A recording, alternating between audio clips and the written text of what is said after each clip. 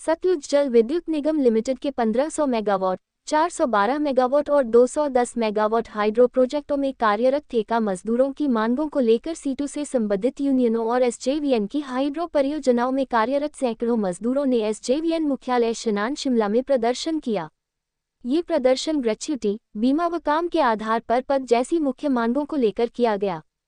प्रदर्शन में सीटू राज्य अध्यक्ष विजेंद्र मेहरा, जिला अध्यक्ष कुलदीप डोगरा, कोषाध्यक्ष बालक राम, सचिव अमित, हिमी देवी, विवेक कश्यप, नीलदत्त, रंजीव कुठियाला, 1500 मेगावाट यूनियन अध्यक्ष गुरदास, महासचिव कामराज, उपाध्यक्ष कौल राम, 412 मेगावाट यूनियन अध्यक्ष प्रमोद, महासचिव तिलक, कोषाध्यक्ष संजीव, 210 मेगावाट यूनियन अध्यक्ष मंजीत, सचिव सतीश, कोषाध्यक्ष विक्रम, लोहरी हाइड्रो निर्माण मजदूर यूनियन अध्यक्ष राजपाल, महासचिव दिनेश, कोषाध्यक्ष चंद्रपाल, लोहरी हाइड्रो निर्माण मजदूर यूनियन अध्यक्ष राजपाल, महासचिव दिनेश, कोषाध्यक्ष चंद्रपाल, सुन्नी डेम हाइड्रो अध्यक्ष ओम प्रकाश, महासचिव प्रेम प्रकाश, सचिव दुष्यंत, होटल यूनियन अध्यक्ष प्रताप चौहान, महासचिव कपिल नेगी, आईजीएमसी यूनियन अध्यक्ष वीरेंद्र, महासचिव नोकराम, कालीबाड़ी वकस यूनियन से Deepram, Vishal Megamart workers, STP workers union, सेहब society union, mental hospital workers union, तहबाजारी यूनियन, चमियाना यूनियन के नेतृत्वकारी साथियों सहित सैकड़ों मजदूरों ने भाग लिया। प्रदर्शन को संबोधित करते हुए मजदूर नेताओं ने कहा कि एसजेवीएन को भारत सरकार के सार्वजनिक उद्यम विभाग द्वारा प्रतिष्ठित नवरत्न का दर्जा प्रदान किया गया है। इस प्रतिष्ठित उपलब्धि के साथ कंपनी भारत की 25वीं नवरत्न कंपनी बन गई है, जो एसजेवीएन की 1988 में स्थापना के बाद 36 साल की यात्रा में एक महत्वपूर्ण मील का पत्थर है। मजदूरों के बिना एसजेवीएन के इस सफर की कल्पना करना भी असंभव है।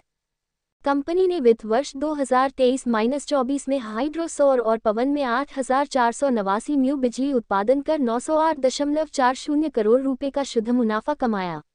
बिजली उत्पादन का अधिकतम हिस्सा हाइड्रो प्रोजेक्टों से आता है।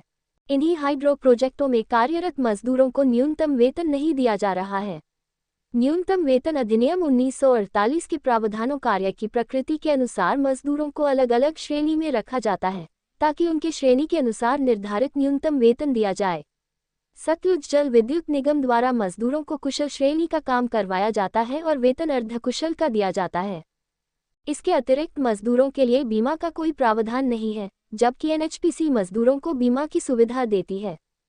मजदूरों को ग्रेच्युटी की सुविधा से वंचित रखा जा रहा है। हमारा संविधान देश का सर्वोच्च कानून है, जिसे हमारे देश के सभी कानूनों का आधार माना जाता है। हमारे देश में श्रम कानून संविधान के मौलिक अधिकार भाग और राज्य नीति के निर्देशक सिद्धांतों को ध्यान में रखते हुए बनाए गए हैं।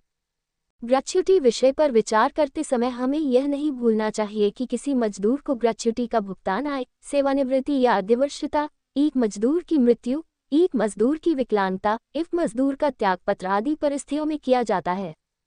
ये सारी परिस्थितियां व्यक्ति की आजीविका से जुड़ी है। ऐसे में प्रबंधन द्वारा ग्रेच्युटी न देना मजदूरों को जीवन जीने के अधिकार से वंचित रखना है।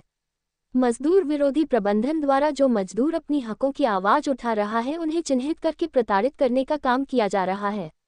मजदूर नेताओं ने कहा कि यदि आने वाले समय में मजदूरों की मांगों को नहीं माना गया तो मजबूरन अनिश्चितकालीन समय के लिए हाइड्रो परियोजनाओं का काम बंद करना पड़ेगा।